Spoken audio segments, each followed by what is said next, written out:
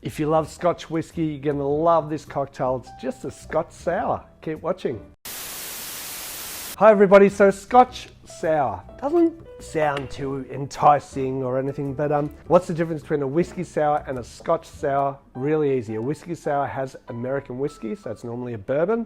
A Scotch Sour obviously has Scotch whiskey, so made exactly the same way, tastes totally different.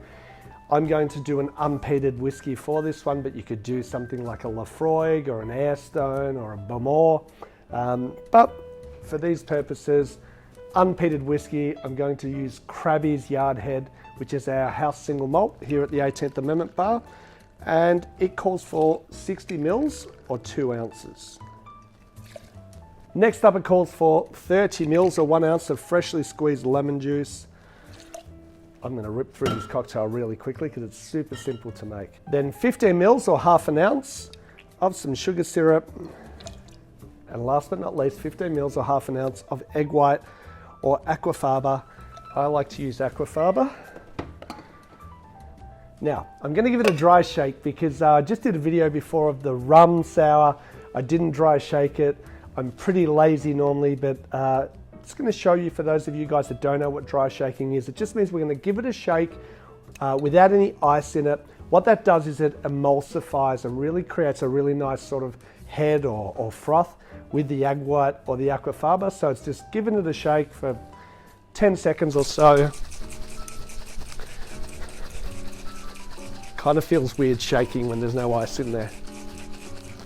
All right. Then I'll add my ice to it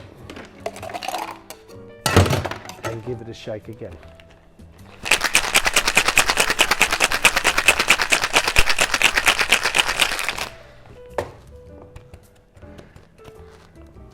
Now this cocktail is served up in a highball, a rocks glass with plenty of ice. I'm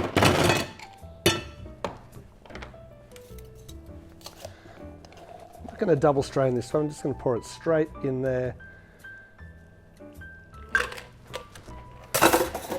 As for a garnish, you can do an orange twist. I like just a little wedge of lemon. That is a Scotch Sour or a Scotch Whisky Sour. Let's give it a taste, compare it to a bourbon one because I had one recently.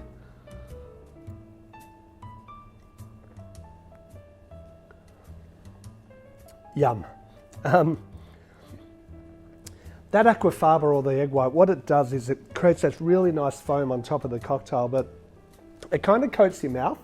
So the flavour gives it a little bit more length. So it means when you finished having that sip and you swallow it, that flavour stays there for a really long time. Super easy to drink. It's not a complex single malt whiskey. You know, it's just a really good all-rounder, the Krabby's Yardhead. This is perfect for beginners or new people to whiskey sours and so forth.